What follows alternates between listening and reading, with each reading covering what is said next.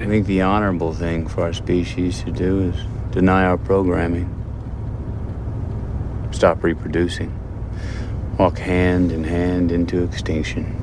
One last midnight, brothers and sisters opting out of a raw deal. Do not trust any friends or family members. I repeat, do not trust friends. I think I give it about 6 more months before racist grandpa manages full authoritarianism. I think. Are you? I think that's where I'm at right now. Yeah. I'm sure there's a few other things we could predict or do. Maybe we should do a pool. I wonder if there's like a betting odds on certain racist grandpa things. Oh, There's gotta be. Yeah. I gotta get in on that pool. There's a website, Polymarket. Mm-hmm. You can bet on all sorts of political outcomes. Polymarket. Yeah. Polymarket. So like that's where people bet on like elections outcomes and things like that. The prediction market. They have yeah. Okay, so we're voting on whether or not racist grandpa goes full authoritarian. We're putting down money. I think that the odds on that, like, that's against us. We should. Do you think that the odds of that are better than someone assassinating him? Oh, that's interesting. Shouldn't have said that. Why? That's hypothetical. Yeah. Well, no one said free Luigi. YouTube. I don't know. I think authoritarianism is more likely than assassination at this point. Because I think the only reason they got close to him last time is because the Secret Service wasn't. Anyway, that's the story, right? That they just didn't put their backs into it, kind of slipped up. And admittedly, that dude was right over top a bunch of Secret Service agents on that fucking roof. Yeah, they did a really bad job. Yeah. So I don't know if they'll do that really bad job again now. But it's not outside the realm of possibility that someone can assassinate a president, right? I think I think we've seen that. I think we know about that. Yeah. No, come on. Shadow figures was behind the scene. Yeah, Cody Rhodes' performance when The Rock beat him up was better than that fake ass fucking gunshot. Oh wow. Okay. When his head exploded, it was just Yeah. How do his ears look? Have your ears ever been shot by a high-powered rifle? His look very good. Mm. Fucking shouldn't exist. Yeah. Well, I think that I don't know. The truth is out there, guys. Easy transition today. Yeah. Here in the Extinction Agenda with James and Chris. And yeah, we are talking X-Files again. 3 episodes. I didn't realize that 2 of them were written by the same person, and the third one was written by the brother of the person. So, oh wow, yeah, it's kind of a Morgan cast. Bit of a bias, yeah. Clyde Bruckman's. Well, I mean, fucking these episodes are way up there in the charts of, like, best X-Files episodes ever kind of thing. According to the fans and stuff, right? So Clyde Bruckman's final Repose. Season 3, episode 4, written by Darren Morgan, October 13th, 1995. Jose Chung's From Outer Space, also by Darren Morgan, April 12th, 1996. And then finally from season 4, the Musings of a Cigarette Smoking Man, written by Glenn Morgan, and that's November 1996. Little context, not just for these episodes, but just kind of like for X-Files stuff in general. I think this came up in our first conversation about the series. We were talking about when the DVDs might start coming out and stuff, but it's VHSs came out first, and they start coming out. Season 1 starts coming out in 1996, but it's not the whole season. It's just like kind of 10 like major myth episodes, or like popular Monster of the Week episodes. So X-Files is just starting to be something that you can purchase if you haven't already taped it, like Chris was doing. If you wanted to get in on it, you either had to watch reruns or you could order those ridiculous VHS box sets. my brother had those for Star Trek: The Next Generation. Star Trek: The Next Generation, just like row after row after row of VHSs. It was ridiculous. Anyway, James, I'm going to go out on a limb and say that you probably haven't seen these episodes. I haven't actually until we just watched him. So what's your? I mean, I guess we'll start. Well, I don't know, just as a whole. Kind of maybe like a top level. How'd you feel? Yeah, like top down. My favorite one was the Yappy Killer. So the fucking the fortune telling targeting guy. Yeah, that was my favorite one of these three. But the alien abduction one was pretty fantastic. And Smoking Man was gutsy and it's grandiose. But I don't think I liked it as much as the other two. Yeah, that's fair. I mean, it wasn't funny for one thing. Yeah, these were Darren Moore. Normally I would, to prepare for this, I just ended up watching all of Darren Morgan's X-Files episodes, including in the new series, like season 10 and season 11, Chris. Okay. So I did see like because he wrote scripts for them too. Yeah, just those new episodes of X-Files are fucking really weird. It's a very different show at that point. Anyway, and then listening to a lot of interviews with him or whatever. So I didn't actually spend much time on Musings of a Cigarette Smoking Man. I didn't. Chris, do you remember these episodes when they came out? Yeah, very much so. They're some of the best, and still are. Yeah. Yeah, they were great.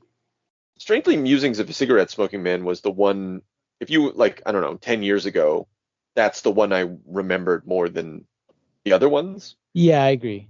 But I think just because it felt so deep into the mythology and stuff, like Cigarette Smoking Man, it's kind of like that episode, that issue of Fantastic Four that goes into Doctor Doom's daily life. Those sort of stories are always a novelty. As a matter of fact, the writer was inspired by, it says here on Wikipedia, he was inspired by Lex Luthor, the unauthorized biography from 1989, which there's a deeper Chris Carter connection there now that I think about it, but I won't go down that rabbit hole. So anyway, yeah, it was just kind of very comic booky, very like supervillain behind the scenes origin story kind of thing, but it also wasn't, because you can't trust it, right? It's not actually what happened. Or can you? I don't know. All right, Clyde Bruckman's final Repose. Yeah, I don't know how to get into these ones. What do we want to? Good performances. Let's say that Peter Boyle as Clyde Bruckman. Yeah, he was great. I like the TV. I like the TV psychic too. He was very. Oh yeah. That was a lot of fun. It really like added this whack. I like that they were talking about how the guy was like a whack job and they needed his help, and then they entered Mulder into the room straight away. Right. And you thought they were talking about him, and then they brought the TV. That was a little funny play. And then I like also that Mulder was giving off the bad vibes. That was fun. Yes. It's fun. Fun to cast him in the role of skeptic. Yeah, it is. It was a nice little role reversal for. Well, Scully was skeptical the whole time also, so it wasn't really a role reversal, but it was just that she had sort of faith in him. So it was kind of a role reversal, and then him pointing out all of their deaths. The killer was like hokey.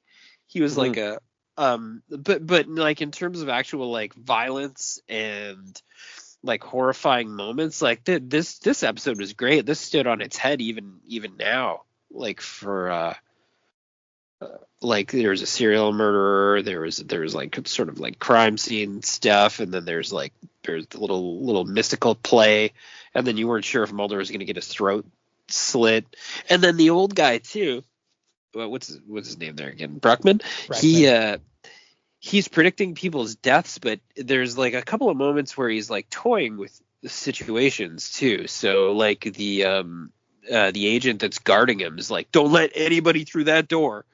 And he just fucking lets the guy in. Because it's almost that he doesn't have any control over himself for facilitating the deaths. Like he can't stop it, or he doesn't want to stop it, or things could go. Well, he mentions it a little bit that things could go wrong. You know, he could cause something worse if he stops it, and then that's part of the fun future play conversation with Mulder too. Is like, if I'm seeing these things happen, the future's already mapped out. There isn't anything I can do to change it. Which is funny and fun. But I think one of the things that this episode does, though, is show that like the future can be rewritten. Right? It's the only people who feel that it can't be are the two psychics. So the bellhop serial killer who also predicts the future, and then Clyde Bruckman. And yeah, their psychic ability is only to know how people will die. But yeah, like I think you're right, James. Like he could have not answered that door, but for whatever reason, he's of the opinion, like he has a fatalism, literally, sort of dominating him, and making him, but yeah, then Mulder doesn't get stabbed, right? So what does it mean? Well, yeah, it doesn't. That's what I mean. It's like it came true that the guard that was guarding him, the FBI agent, was killed because the FBI agent told him not to open the door, and he opened the door. So he obeyed his vision as opposed to like trying to change the future. So the only reason the future is not being rewritten by him is because he's either afraid or he's just, I don't know. It's a funny play. It lets you be confused, but yeah, because you see Mulder's throat get slit, and it doesn't. He blocks the knife, and he didn't. That's not what he saw. Yeah. I always find that theme of fate and free will really tedious. But in this, I like how they did it, because as you guys have been picking up on and talking about, it's less about whether things are fated as just how much of the future and our little decisions are preordained. And he has that conversation with the Big Bopper, like how many things he says would have to go wrong or would have to happen to get to a point where a flip of a coin puts you on a plane. Like a lot of it's automatic, but like Breckman is resigned to it. He's fatalistic, as you said, and then you get Mulder, and it's just sort of a question of what does it take to push against that and to keep struggling. And it gives Mulder a lot of dignity too, I think, in resisting that quietism and like trying to do something to fight against it. At the same time, you get like there's a real tragedy to Breckman's too, and like just the sadness, like that scene where he talks about his dream and he's just like decomposing all the time. It's like, even though the effects are a little bit cheesy, like by having dated, but like it is a really like striking scene of him just like lying there and like slowly rotting. And when he talks to Scully about like how he sees them, she's gonna be holding his hand, looking at him compassionately. Yeah. And that was actually sad at the end, like how that played out. Whether you guys thought it was cheesy. No, I thought it was sad. I thought it's hard to pull off. It's hard to pull off the predestination thing, because the way he describes it, and then Scully's response, like completely blowing them off. You can't imagine how you would end up in that particular scenario, and then Morgan pulls it off. I don't know, pretty expertly. It's weird to think like he didn't have a career before as a writer before the X-Files. Like this is his second script. Prior to that, like he got onto the thing because his brother was writing, and so like he was out of a job at the time, and he came in to see, I think he just didn't, I forget why he ended up, but Chris Carter gave him a job as just like a monster, as one of the monsters, the Fluke Man or whatever. I don't know what that is. And apparently it's a special monster in the X-Files lore. Oh yeah, it definitely is. Okay. And so, yeah, and then I don't know how he ended up writing a script, but he ends up writing a script for season 2. And it's the first sort of funny one. And everybody loves it. And like, I'm sure he studied writing in some capacity and probably, like, I don't know, had aspirations for some sort of writerly career. He's just like, yo, want to see my mixtape? Yeah. And Yeah, pulled yeah. it off. Yeah. And then came in and just wrote like some of the, just like fan favorite episodes. Well, A certain type of fan.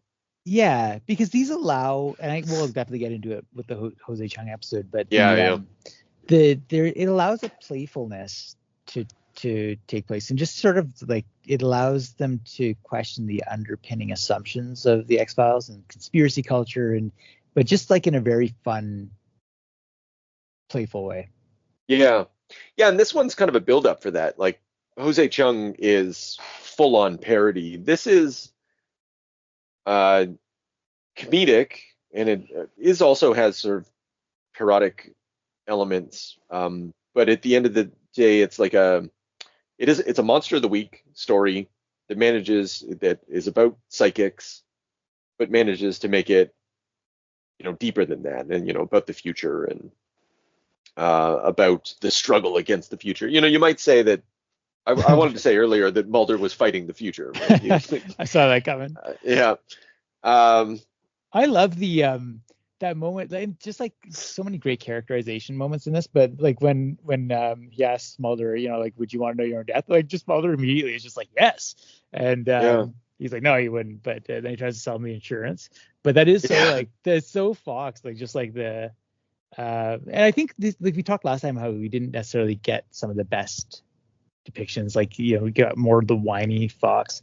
You really see him at his best here, the sort of dry humor, the sort of like the methodical nature of the way that he goes at things, is just his determination. But I love the when he makes that little, like, and the fact you get a couple of hints of like they constantly hint that Fox is like a huge pervert, and you get it here in the car where he's like, oh, autoerotic asphyxiation, that's not a dignified way to go. It's like, what are you talking to me for? That's a nice touch. Yeah. Well, I think the context for that is David Duchovny as the narrator for guy? Red Shoe. Yeah, the Red Shoe Diary guy. I don't know if that's the case, but I mean, he's probably a bit of a perv. Well, then he does strike California. Californication. Yeah. Yeah. So he's kind of typecast in there, so it seems like appropriate. I don't know. They both seem so asexual. Oh yes, there's no. Their characterization and playing off of each other is very fun, but they're not sexualized in any way ever. And even when other characters bring up things that could be like whatever, and even the old guy saying, oh, we're going to be in bed together or whatever, and she's like interpreting that as like sort of an old man cute like pass at her or whatever, I can see the future, you know what I mean? And even in that moment, there's nothing fun or sexual about her. So it's just they actively take that away, and for whatever reason it makes the characterization of Mulder and Scully even better, as their relationship's just based on, it's just trust, but there's like I think there's a love between them, but it's almost like a brother and sister. It builds to romantic interest, but it is true. I'm out of the loop on the, you know what I mean? Like I haven't watched episodes to grab that, but that's a mistake. I always thought that was a mistake. Like them, will they, won't they? Are they a couple? Kind of thing. Like it feels very unnecessary at this point for me. Like watching a handful of like the best episodes and having no real memory of watching X-Files. I can honestly say that, if the writing stayed this caliber, you wouldn't need to go there. Yeah. They flirt, like even Darren Morgan in his War of the Cockrophages episode, there is Mulder is kind of attracted to a female scientist who studies insects or whatever. And she's played by a very attractive woman. But even then, like Fox doesn't, he's sort of smitten with her in the story, but it's still kind of tepid. And Scully's kind of jealous over the phone because she's not there. Because the woman's name is Bambi. He's like, your name is Bambi. Anyway, like that's the way to play it. Like there's a slight, like they don't want either person, they don't necessarily want to be together, but they don't want the other person to be with anyone else. There are some episodes. I rewatched Ice, which is another classic, like one from the first season, and it's like a pure thing ripoff in a lot of ways. But there are some moments in that one where you're like, okay, I see it. Like they have to inspect each other for the signs of infection, and like there's some long gazing at backs and stuff like that. Right. But yeah, I think overall it comes out less often than you think. I'm puzzled. I can't remember how it built. I think some of it's just sort of like the depth of like when Mulder has to help cure her cancer. Like just there are these big things that would bind people together, and maybe that's the sort of like impetus behind it. Yeah, I guess so. Yeah, they do go through some shit together. Some real shit. Yeah, they got to fight the future together too. Yeah. Yeah. It's just back to Bruckman. It's just a funny, well-structured, thoughtful, high point of television. It's I do find myself not having a lot to say about it as a consequence. I think of its. It's just one of those really good ones where you're just like, yeah, that was really good. I really don't have much to add to that. I will just maybe before going on to Jose Chung, because maybe this will be a good transition. Like the comedic beats, he's Darren Morgan's very good at like getting back to when he's describing Mulder's death, Bruckman, and he's telling the story, and he's like, and you step on a pie, and then he starts telling the rest of the story, and then he pauses. Definitely a meringue pie, like he's just like he's just so focused on the pie, and Mulder's like, what happened next? What happened next?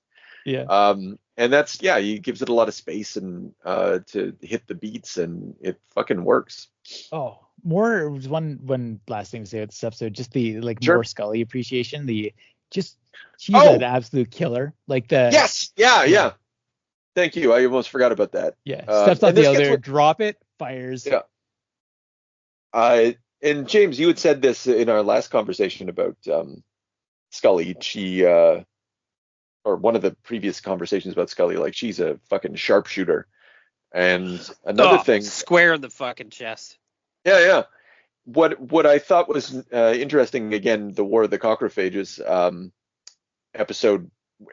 When Mulder first calls Scully, she's cleaning her gun, and then later on she'll just pulls out her gun at a drop of a hat. Like I guess that's something the show did, and I never really thought much about it. Yeah, that thing's not gonna fucking get locked up on her.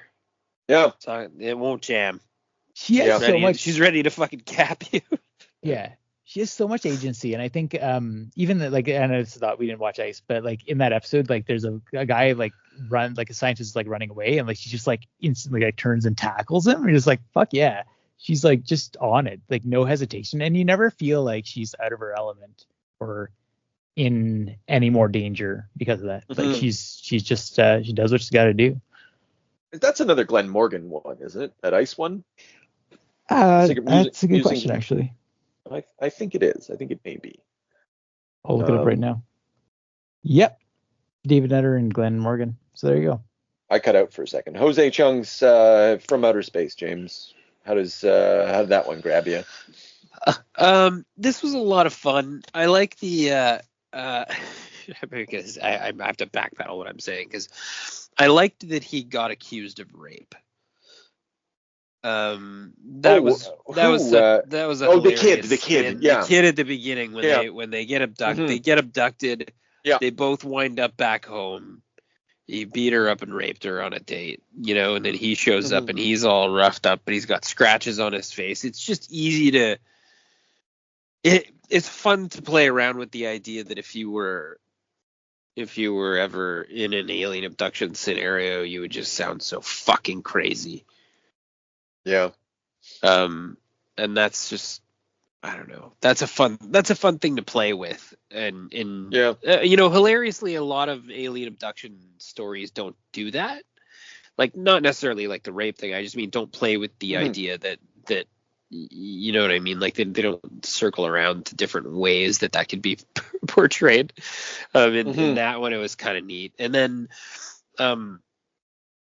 the fucking alien that's smoking the cigarette in the cage with him, and then This isn't happening. Yeah. This isn't happening, and then that's when things start like twisting, and then you start getting the various versions of the story. Yeah. And then the hypnotist, and then the double hypnosis, and it was fun, but I don't know that, like, I think I was trying to find that great depth and message in this episode, and I don't know. I don't think it was there. Yeah, well, it wasn't as crystal clear, but I think that this is much more whereas Clyde Bruckman was, like I said, a Monster of the Week episode. This is much more like a meditation on conspiracy culture and the X-Files as a project, and also, like, fucking makes fun of the whole thing. Yeah.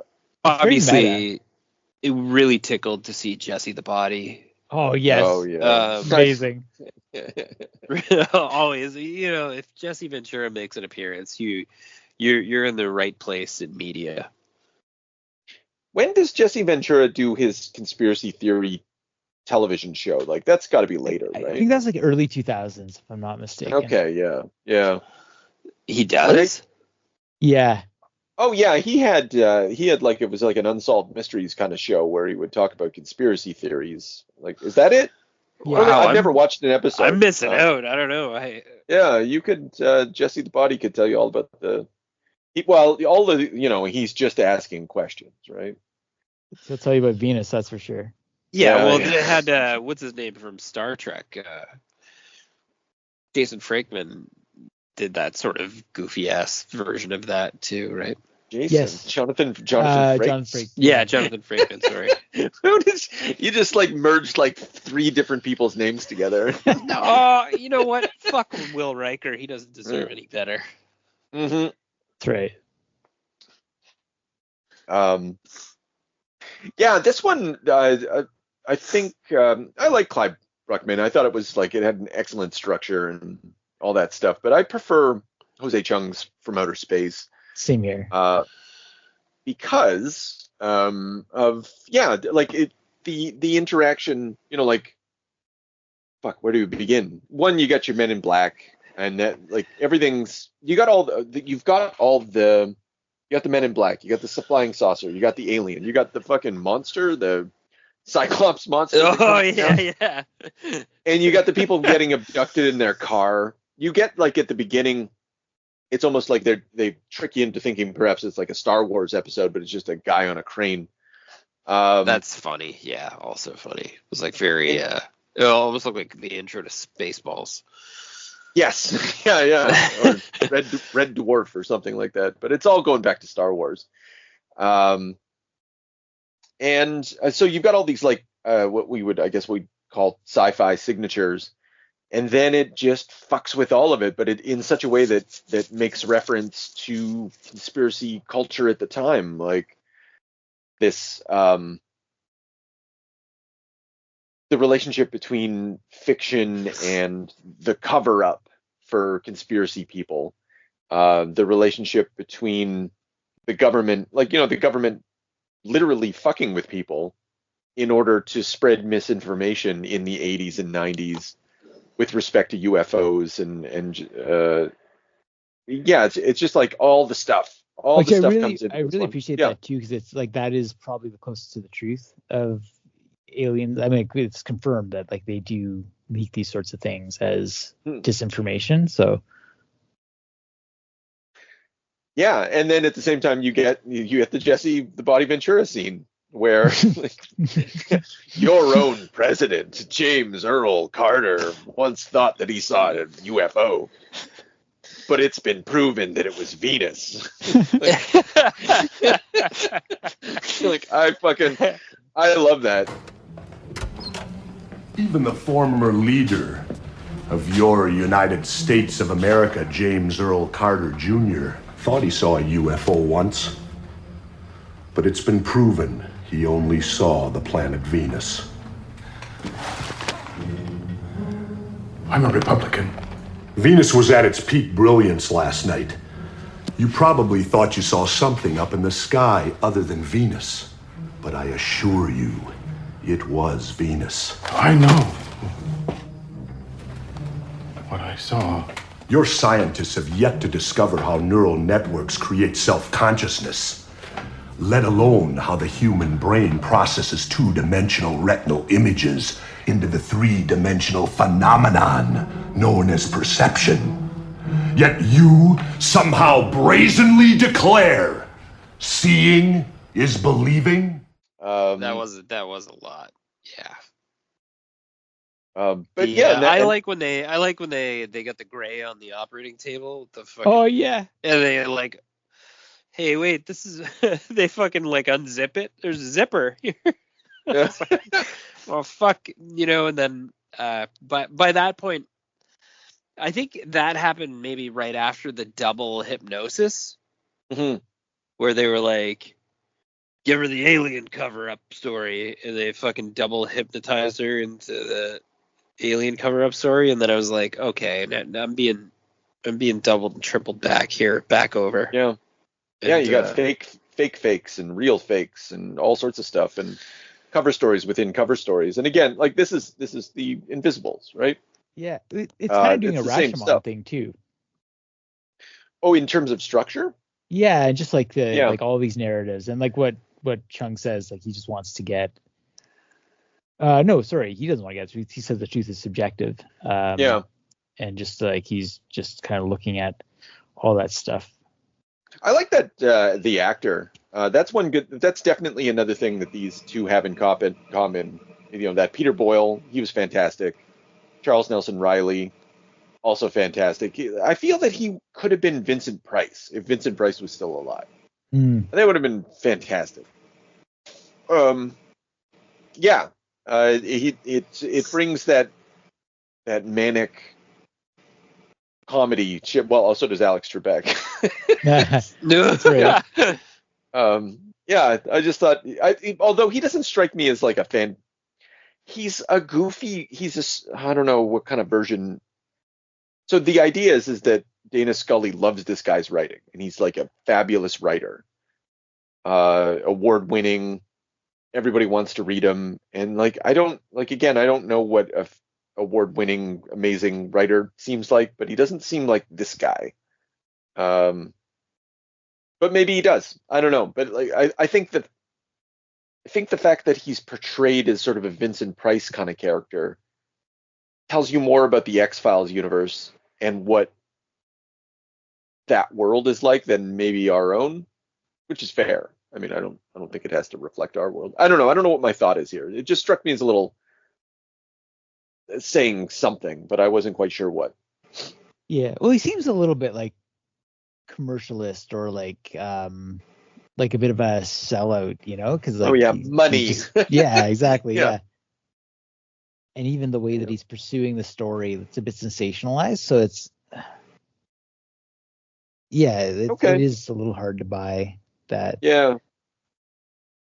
I'm on Wikipedia right now. So the cover, it says his From Outer Space, Jose Chung. The cover is a parody of Whitley Strieber's Communion. And that was so Whitley Strieber was a writer of fictions before he was an abductee sort of writer. Oh, okay. I wonder, yeah. what Darren Morgan in interview says that he got the idea from so when he was doing Clyde Bruckman, someone said that the actor who he did in War of the Copperphage. Sorry to keep bringing this up, but there's a nervous guy in there, right, that ends up like blowing up a factory at the end, and they said he looked like Truman Capote. I was thinking about Capote. Yeah. Oh, no kidding. Okay, yeah. And so like apparently that's when I don't know anything about Truman Capote. Okay, well, just that Capote basically invented true crime as we know it, is my understanding. Like in Cold Blood was a new genre, and so when he says like it would be an entirely new genre, like non-fiction, science fiction, that made me think of like that sort of like a reporting sort of angle on it. Yeah. Okay, well, I'm glad that you were picking up what Darren was putting down. Yeah, that was definitely what's going on there. But I guess some of those stories, do they fuck around with narrative or whatever, or is it? I don't know. No, I don't know how far the comparisons go. No, I think I might be talking about it my ass a bit, but I think that like it was a new style of reporting because it gets into the emotions and sort of like it tries to come to understand the killer at the same time as it's telling the story. So it wasn't like hard news. It was like more of a soft style. Yeah. Okay. Oh, I see. Fucking Strieber wrote The Hunger, that vampire movie we watched, the Tony Scott one. Yeah. Jesus. Wow. Okay. Anyway, so anyway, the Jose Chung guy, it's kind of a charming, framing device, but like it just wants to dramatize, I guess, or like explore like the concept of the X-Files as, and we saw this in the comic books too. The Pertuccia approach to the X-Files is there's no truth, and if there's no truth, it has to be because everybody's brain is all fucked up and nobody can really know at all what happened. Well, it's breaking, like it's almost breaking down the idea of conspiracy and narrative, like in a deconstructive way. Like it's not allowing you to rest in what the X-Files is, like that sort of like idea of like a reality behind conspiracy. I think that's really interesting, and I mean any show that can do that and play on that level is doing good things, in my opinion. Yeah, and I think it's helpful. This is helpful. This is, even though it's frustrating, I imagine, for some people, because like, what the fuck happened and what is this? And it doesn't fit to anything in the continuity. But like, this is like a little antidote just dropped into the poisonous bucket that Chris Carter is feeding America. Yeah. Because like, it's kind of almost saying like anywhere where there's going to be a gap, like you can ask these questions and like no one's going to know. Like it's what conspiracy does. It like just picks at like any little inconsistency or detail. And then like you can build a world in there, and it's denying that ability to do. What would you say? I guess like one way to look at this episode, what would you say the actual story?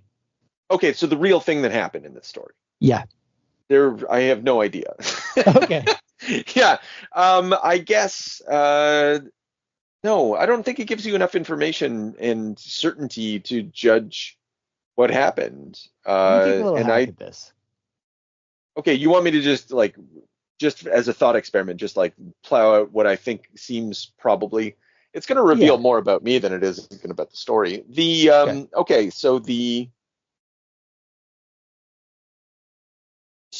Probably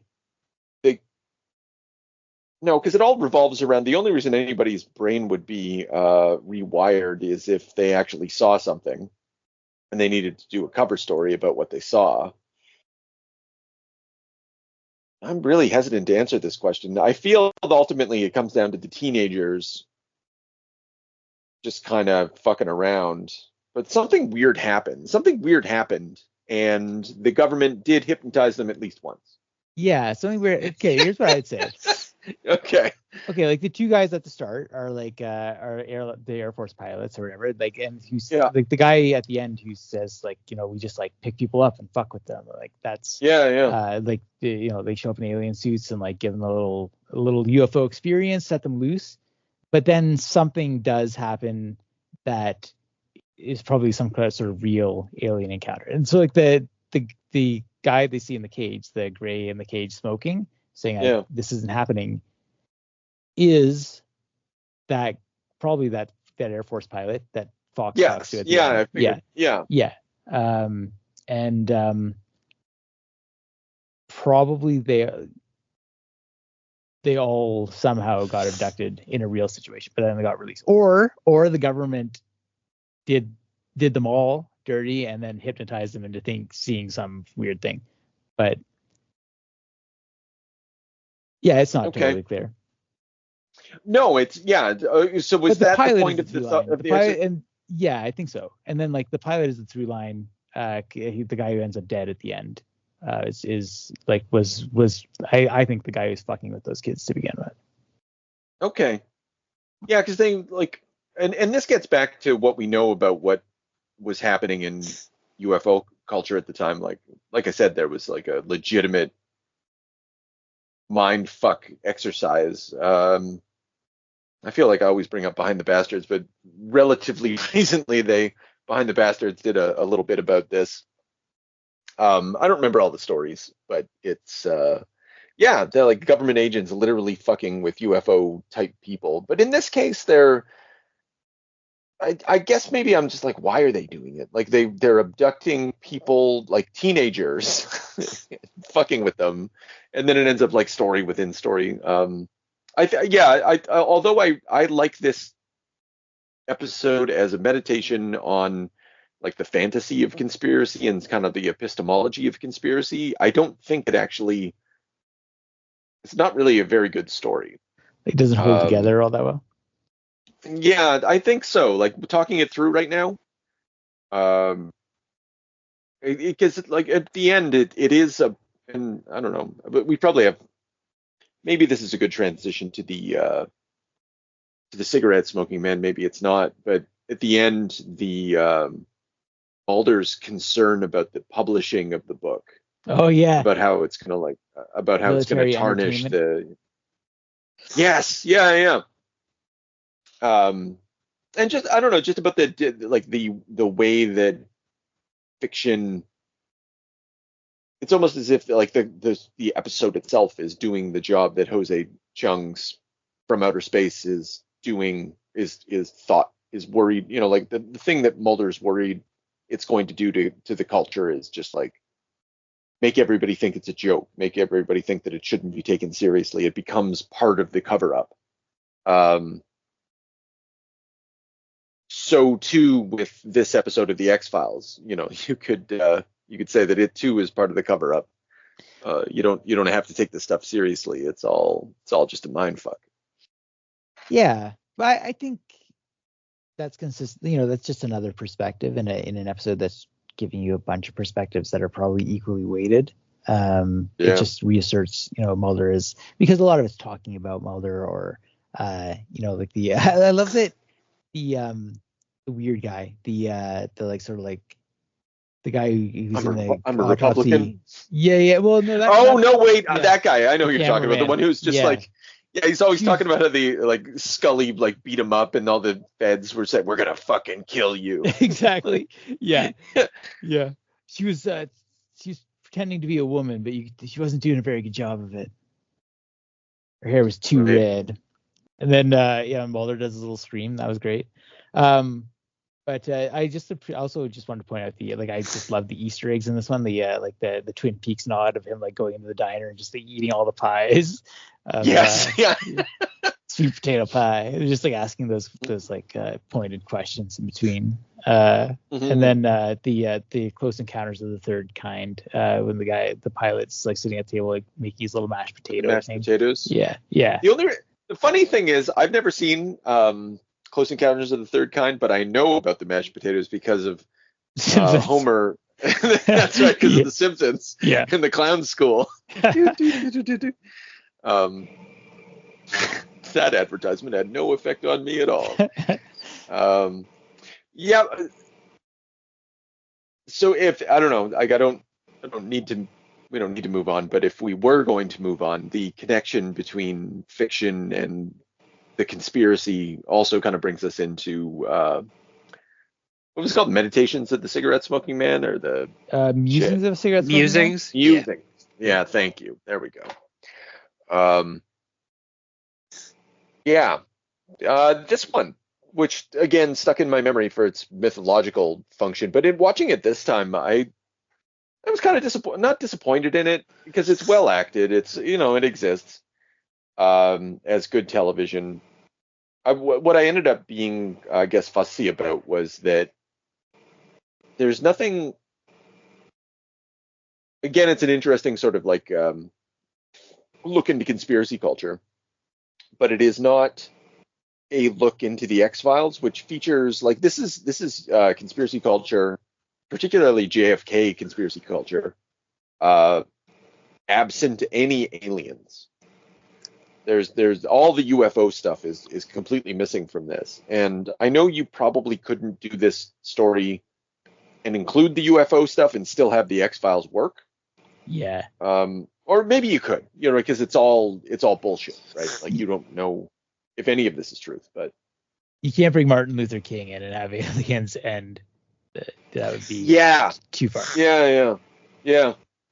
So it is about American culture. It's about like the effect of JFK, the assassinations of I don't know if it's about the effect, but it's definitely, it wants to be about the assassination of JFK and what that meant, and then the assassination of Martin Luther King and what that meant, and the people that could be behind it,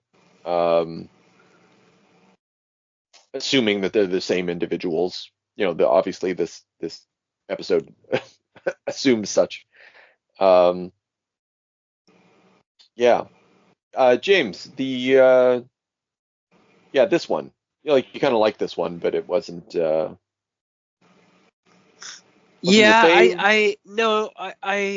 didn't pick up who it was for a little while, and then when he started smoking, I was like, oh, okay, I see what we're doing. After the JFK assassination, the Martin Luther King, which I like the Martin Luther King bit, because they did the way they sort of overlaid the some of the speeches over top of the scenes of him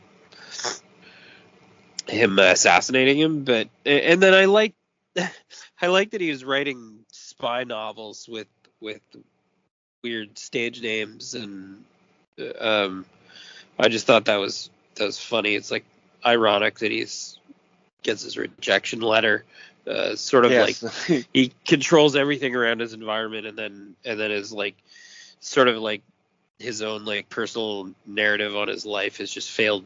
Sort of his dreams are failing, which is like funny that he's sort of propelling the American dream from it being in existence, like or to his own mind with the people he's working with, and then not being able to achieve like what he's looking for. But it does a lot of different. It's not funny. No, it's pathetic. It's very pathetic and sad. I think anyway. The something about because like as the most powerful man in the world, essentially, like as the guy who, I don't know, is behind all of it, whatever it is. He could easily just like force people to publish his stories and stuff like that, right? But he really wants to. It kind of allows the writers of the X-Files to be the cigarette smoking man. They tend to place themselves, I feel, inside the lone gunman, as they're, like to talk about fan culture and writing and conspiracy and that kind of thing. But in this, the cigarette smoking man, the smoking man, who's been like the Doctor Doom kind of guy, actually they're him too. And he too, like, wants to be a writer, like of pulp fictions about conspiracy culture and that kind of thing. I hadn't thought of that until I started talking just now, and also listening to you. But something like that's at play too. It kind of plays to the vanity of the writer. in this, or the desperation of the writer. I don't know, like the ambitions. That's a better word for it. The ambitions of the writer, which the only people who would feel that are the writers of this show. I think there's an element of metaphor to it, though. Like, he is someone who wants absolute control, but he first manifests as a reader. Like, he's someone who reads everything that's around him, but his own story has been written for him by his father's actions. Right, his father was a communist agent, and like that hangs over his military career, even though the sort of like shadowy men in the military tell him that, you know, you think your father's a great man, he just made the wrong choices, and like you have some of that potential too. To become an author is to take a step forward and seize control over the things that control you, or to write the narratives yourself. I think that's ultimately his ambition, and you know, consistently ultimately his ambition in the actions that he takes. Even in the room, like that idea that, like, you know, he even cites his own work. Like, I could kill you anytime, but not today. Oh wait, is that from one of the things he wrote? Yes, yeah, you're right. Yeah. Oh my goodness. Yeah. All right. That's funny. And all of it. Oh, and that's the thing that kind of maybe gives it some reality. Like whatever the story told. Like, so the framing device is one of the lone gunmen learn something about the smoking man, and they're offering a report. And the smoking man is waiting to assassinate whoever comes through the fucking door if they say something that actually resembles the truth, I suppose. And they start kind of, you know, telling the story of the smoking man, and yeah, like you already laid it out, Chris. Yeah, it's so smart. The like, and it's just like one of those nice touches where it gives dignity to Mulder and the lone gunman, because they know, they're like, I'm not saying another word until we put these countermeasures out. And he's like, yeah, nothing can possibly cut through this, but he does have the technology that can divert it. I love that it's a switch. It's like counter technology. Switch. It's like, yeah, it's basically Wile E. Coyote fucking totally. technology. Acme countermeasures. Yeah, you're right though. I mean, they're not fucking stupid. They're gotta be careful.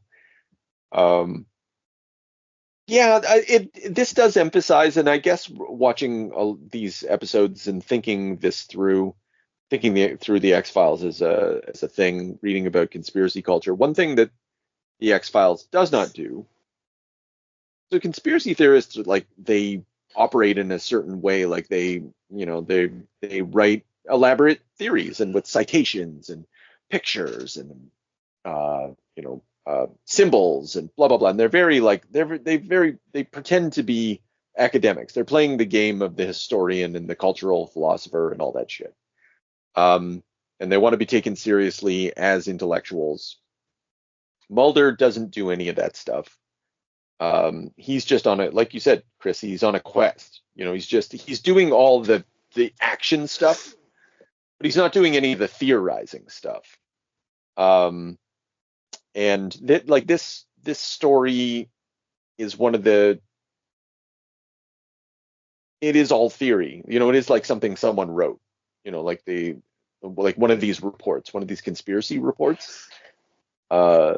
So actually it's kind of like outside that's what the strange thing is, like that's what makes it outside the norm of X-Files. Whereas it's usually you're at the skin, you don't know what's happening. You're just moving from place to place to place, just trying to survive all these shadowy forces or whatever. But this is the first one that's like a conspiracy theory, like an actual one. Yeah. That we've seen anyway. Well, yeah, on real life things too. Yeah. Well, I was gonna say that's what it reframes real life events to like world build their own conspiracy. So they're like life events that have conspiracies built around them, and then sort of reframes the narrative to include them in the X-Files universe, so that you have I don't know, it gives you a more open world to play with. I was reading, actually, some people thought that they didn't care for this because it gave the smoking man like too much depth and backstory. I kind of agree with that. I think that a couple things happen is like he becomes really pathetic. Like it's an interesting idea that he wants to be a writer, but like you're the most powerful man in America. Full stop. And fine, you also work with a bunch of shadow governments in the UN and all that shit. But like the moment like he has a resignation letter, that's a suicide note. Yeah, I thought Where about they're that gonna too. they're gonna let him escape. Like no Never way. gonna happen. That's fucking yeah. No, he's not going anywhere. You think he's gonna start like, and he's not stupid like that. Like, and his hands are shaking, and he's so like subservient to the editor when they call, oh, I can tone it down or whatever. He just becomes completely pathetic, and I can't reconcile those two things. Like they're interesting to contrast and to pretend just for a moment, but for the reality, reality of X-Files, the world of X-Files, my smoking man can't be this man. Not just because they don't show any UFO stuff, but okay. Well, there's the alien. That's right. There is the alien. I take it back. It's funny how easily I could forget about that. Still though, I guess what I'm driving at is that like when we get to fight the future, like we're learning that there's a big fucking thing happening, right? And none of that stuff is addressed in this, and I don't need it to be. I'm just saying, like, if it was actually his story, it would have to. But yeah, it frames like as a frame for the X-Files and to make the bigger world. The bigger world that it creates is one that's deeply concerned about communism. And the aliens in X-Files are the communist threat. Like within the main story that we've seen, like the myth stories or whatever, like they're all the same, and they're coming in. They want to colonize. They want to invade from within. They're a bottom up conspiracy that is trying to be suppressed by a top down conspiracy. Like their desire is just like everything's the same, and like some sort of techno scientific, if not utopia, dystopia, whatever, like governance structure of some sort. Little gray men are basically Russians in this, and I don't know if that ever changes in this story in the X-Files. Like it's got a very Cold War backbone that I think allows this story to. That's what makes this story work. And it explains how and why the smoking man is able to operate at this level and think, and the thinking behind how they might view the interactions with the alien as the communist, right? Yeah, it's a very John Birch kind of conspiracy. Yeah. Aren't they all? Well, at the core. Oh, yeah. Well, not all, but I mean, like, definitely your right-wing conspiracy, definitely your American fucking hardcore conspiracy is ultimately, whatever word you use for it, DEI, woke, it all comes down to communist, civil rights, all that shit. They're very concerned. It's all ultimately equated with the communist, with the revolutionary, the Leninist, the whatever. So that's appropriate for the smoking man. Like, he's this conservative force. Like, he's this thing that stops, like it. The JFK was a piece of shit. There was nothing about JFK that, like, the idea of JFK was that, like, somehow he was some sort of progressive, I don't know, force in America or whatever. Like, his death represented the end of whatever progressivism is. And to that extent, I feel that this story kind of fucks around with that. And the cigarette smoking man is just like, yeah, the fucking rise of the billionaire, the rise of the oligarchs, all that stuff. They brought us racist grandpa. Yeah. Imagine racist grandpa trying to like deal with the alien invasion. Oh my Probably god, not. he just Probably blew not. every secret possible. Yeah. Yeah. Yeah, I'm waiting Yeah, for him to that's true. release it. Didn't he just put out a bunch of redacted JFK stuff the That's other right. day? Yeah. Just for fun. Yeah. Yeah. Which is In all the, based. in the middle of total insanity. Yeah. Experts say that this stuff is pretty much already known except for like minor We read details. the same thing. Yeah. Yeah. Yeah. Yeah. They don't really give a shit. But it's symbolic, you know. Anyway, we don't need to get into that. But Yeah. but I guess it's relevant though. Yeah, because even up until today, people are like, yeah, JFK represents something, and ultimately, it's about the deep state. Ultimately, it's about it's in many ways. His Yeah. little council where they're like, he's like, I try to keep my name off the lips of any president or whatever.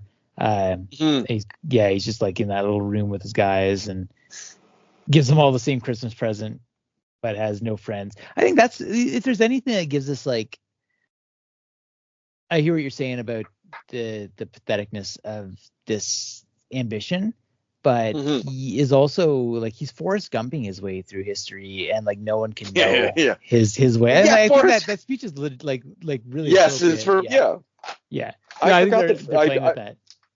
Yeah, for sure they are. Yeah. No, I knew it was Forrest Gump, but I forgot about that scene. Anyway, go on. Yeah, he's Forrest Yeah. Gumping it. Yeah, so like they to have any sort of fame in the world, or to put his name on something, maybe that's what means a lot to him, because he doesn't have family, he doesn't have really anything for himself. Yeah, that's fair. I guess he's some sort of I don't know, not immortality, but just continuation. Well, I sort of thought at the end when he or not the end, but like where he gets rid of that last script and does that like evil laugh and has a cigarette. That was like sort of his final like turn to the dark side or whatever, Oh, Yeah. it's all over for him at that point. That might very well be true. Yeah, like I'll buy that as well. That final moment when he was just like, yeah, I don't get to be a creative force. I'm like Clyde Bruckman, the future is written for me. You know what? And so it's funny, I don't know if they're tapping into this unconsciously, but so many of these like the corrosive, destructive right-wing people are failed entertainers. Yes, yeah. That there's definitely some of them. Like there's a stream of like I think one of the streams is like the failed stand-up comic. But some of them actually, I don't know if they're failed. Like that guy who got tapped to run the FBI, like he writes children's stories and shit. So I don't know how failed they are. Maybe they're just pathetic. Yeah. Anyway, it's kind of far afield. No, I won't even. I was gonna. There's an old Doctor Who story that where Doctor Who goes to the land of fiction, and it's revealed at the end that there's a pulp fiction novelist in like tied to some machine that's causing all of this, and he's like a hack writer, and he wants to cage Doctor Who to make him the writer of the land of fiction in general. And I know that has absolutely nothing to do with the musings of Cigarette Smoking Man, but it also strikes me as like I think that's something that television, the relationship between like being a writer of pulp fictions and dealing with lands of fiction and that kind of thing, like it just makes sense, right? Like these are hack writers hacking it out. It's stuck in this fucking this world that they've created, and I'm sure they're having a great time and they're making a lot of money and it's great, right? But you're there hacking it out, and yeah, you're just like at a certain point you just end up turning your mind to that reality. Yeah. Jesus. Well, that's I think one of the best things in this episode that they say about him is I forget Lone Gunman, but it says that he's a dangerous man, not because he believes in his actions, but because he believes that his actions are the only ones available to him. And there's Right. that Yeah. it kind of ties back to that first episode. There's a fatalism to him that is antithetical to what Mulder is bringing to the table, and the idea that you can fight against these things, or because I think I guess we'll find out. It's been so long since I've seen Fight the Future, but like it's that this smallpox revelations come and like they're supporting that conspiracy and all that stuff. So I guess yes, yeah, like, yeah, okay. yeah. All right, we'll tune in. Unless Yeah, or don't anything more to say about these ones. Yeah. Yeah, I don't. I think we covered it. I think we beat this to death for better an hour. I don't know. It's good. Like the X-Files it contained multitudes or whatever. I think the only thing that I regret is that we're not going to get to give it, I don't know, a little bit more respect and look at some of its other Monster of the Week episodes. I think those are actually when it was strongest. Come back next year, like. Sure, yeah, just digging in, yeah, because like there's gold in them there hills. Yeah. And there's even every once in a while just banging out an X-Filed episode. If we never know what to do one day, we know what to do. You know what you need to do though, audience members, you need to like us somewhere, and I think you also need to review us somewhere, but in a way that makes us look good. You need to do that. Hey, that'd be great. Yeah. Sometimes people go with like and subscribe, but Yeah, what are you going to subscribe to? You know what? Actually, I think somehow our downloads are not good, but they're up, right? But our subscriptions are down. Subscriptions are down. People are like, I'm sick of this. Yeah, but I still kind of want to listen. Because, you got to come back. You got to come back. You need it. You know what we need to do is we need to say this thing at the start of the episode so they don't even have to listen. And then they can just give us the ratings and the subscriptions. That's not a bad idea. Yeah. All right. Okay. Everybody wins. You got your instructions, ladies and germs. Also support Wikipedia because it's the only thing that's going to keep reality a consensus reality. We need that. I think there's one thing we learned from these episodes of the X-Files is we need a consensus reality. We need it now. We need it yesterday. It's the only way we're going to fight the future. Now that's a real weird question, because you'd expect somewhere that there'd be ample concentrations of dust on tops of rocks if the moon is as old and has gone through the kind of geology process that the classical guys, the NASA guys, have claimed it's gone through. But you see, the general public, who always in America has a lack of interest in details, they never have followed the details of the mysteries. And if you don't follow details, you are forever trapped by experts who are trying to foist their view of reality, distilled, absent details, on you in place of the real joy of the search and the penetration of the mystery to what the real answers might be. Well, that's why I enjoy you so much, Richard.